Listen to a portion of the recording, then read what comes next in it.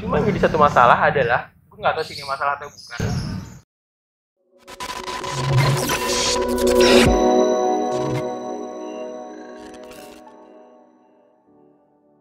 Halo guys, selamat datang di channel YouTube Right Idea. Kenalin, gue Noval.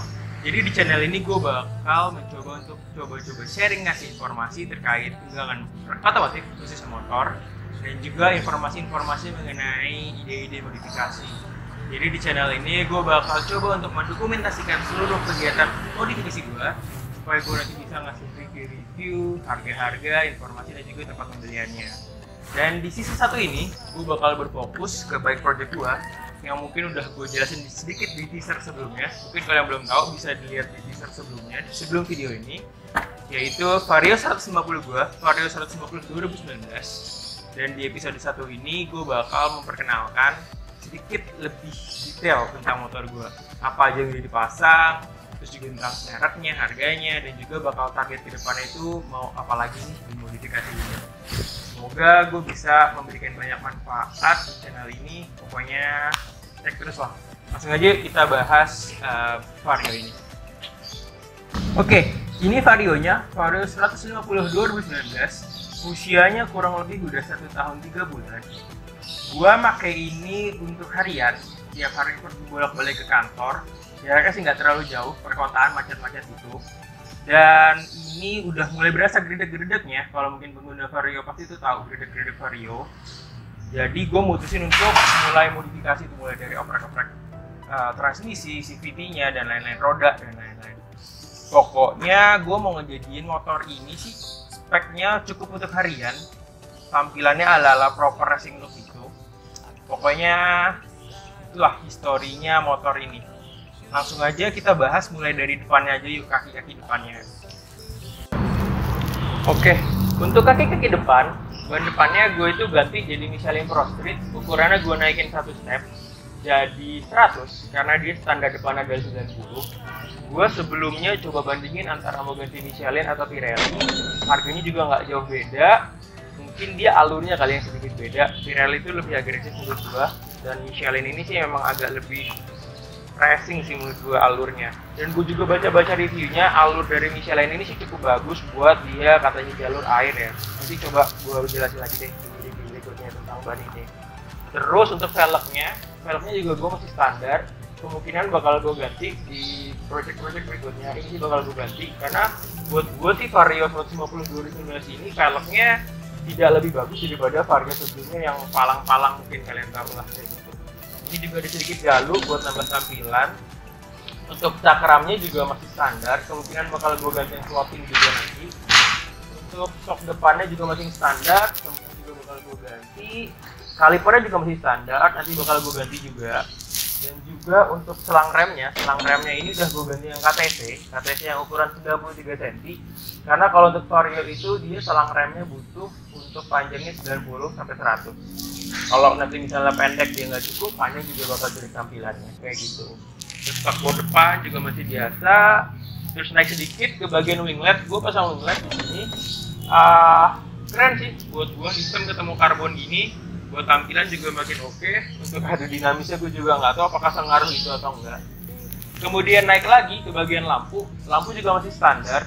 Cuma di sini ada sedikit bolongnya. Ini gue nggak tahu apakah memang karena kena batu, apakah memang dijahilin orang, gue juga nggak tahu. Sekali dia itu juga masih biasa.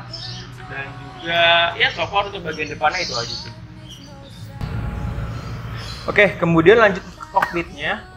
Untuk visornya gue pakai merek TGP. Mungkin beberapa juga udah ada yang tahu. Ini bikin tampilan buat gue sih ini nambah, jadi bikin lebih sangar gitu ya. Cuma gue pengennya sih dia kayak dark smoke gitu. Cuma dia baru ada yang hitam dop kayak gini, hitam gloss lah. Kemudian untuk handle gripnya gue pakai Harris kiri kanan. Kemungkinan gue bakal ganti karena buat gue ini terlalu kontras sama warna motornya. Dan juga untuk spionnya gue pakai MHR yang oval. Mungkin untuk segi kegunaan ini agak sulit ngeliatnya sebenarnya, tapi itu tampilan oke lah. Karena sebelumnya gue juga pernah pakai spion yang klik, itu buat gue pas banget sih buat di Vario. Terus untuk tutup spion gue pakai variasi ya, ini yang murah kalau nggak salah sekitar 10 ribuan.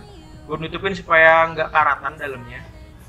Kemudian untuk ini sedikit di cockpit di dashboardnya, gue pakai karbon variasi karena ini motor waktu itu gue pernah detailing, jadi buat ngurang-ngurangin baretnya kayak gitulah. Dan juga gue juga pakai spotlight hitam sih di sini. Nanti bakal gue ganti yang lebih proper lah, pakai anti gores sengit gue ada deh. Nah untuk master rem yang kiri gue masih standar, ini udah ngoplek-ngoplek, kemungkinan bakal gue ganti nanti. Untuk master rem yang kanan gue udah ganti pakai KTC Kitako Evo ANB2. Ini tuh harganya sekitar 1,1an. Pokoknya nanti semua partnya bakal gue kasih harga dan link pembeliannya ada di deskripsi ya, kayak gitu. Buat gue sih KTC Kitako ini oke sih buat di Vario, ngegigit remnya, kombinasi sama master rem sama selang remnya udah oke. Cuma mungkin yang agak perlu diperhatikan adalah posisi tangannya.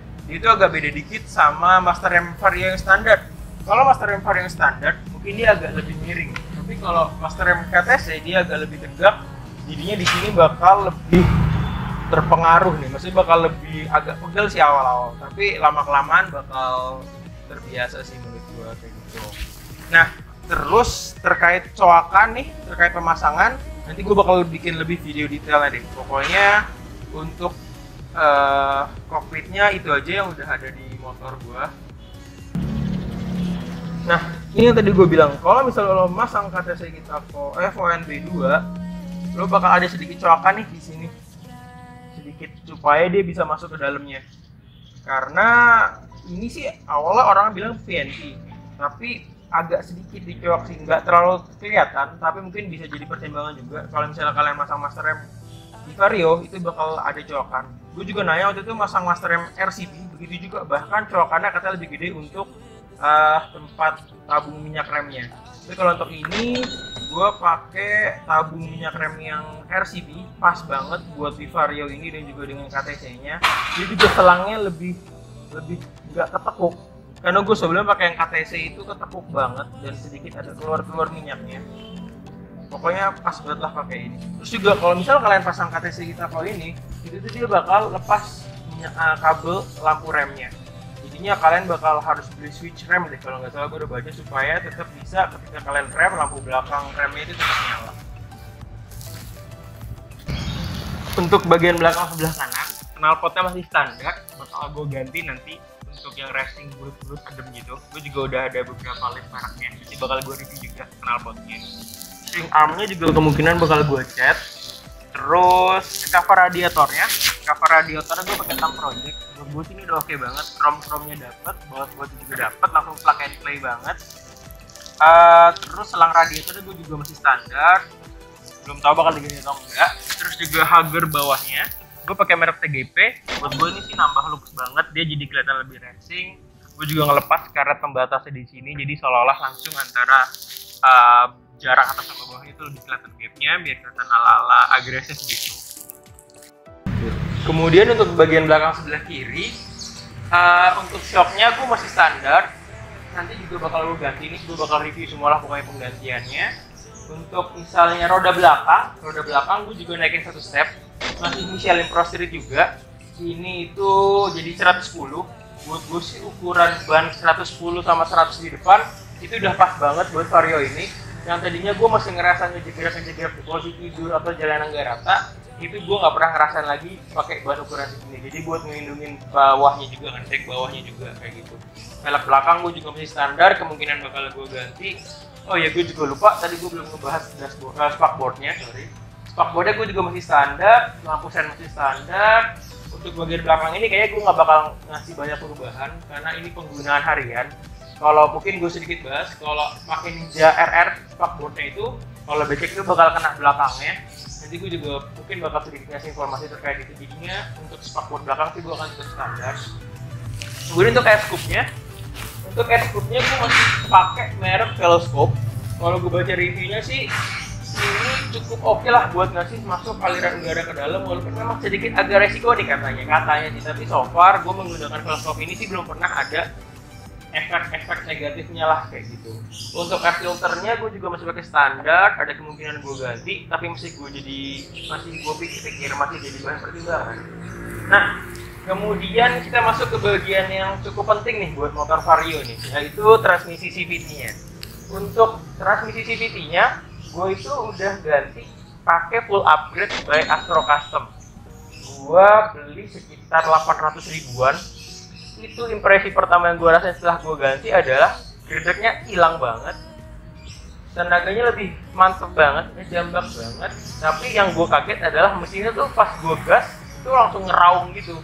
Awalnya tuh gue agak kaget nih kenapa ya, tapi nggak ngaruh sih, so far enak-enak aja, tapi memang agak ngeraungnya itu. Pokoknya tarikan bawahnya dapet, lebih narik, lebih ngejambak. Buat informasi, gue pakai roller ukuran 14 gram, per CVT-nya 1500 rpm, itu pakai CLD Racing semua, dan pulinya, rumah kipasnya, kampas gandanya semua pakai upgrade by Astro Custom kayak gitu lah. Ini sih impresinya buat gue oke banget. Nanti bakal gue bahas lebih lengkap semuanya tentang motor ini di episode berikutnya. Ini pokoknya bakal review awal. Dan berikutnya adalah coil racing nih, coil racing by USR, Ultra Speed Racing.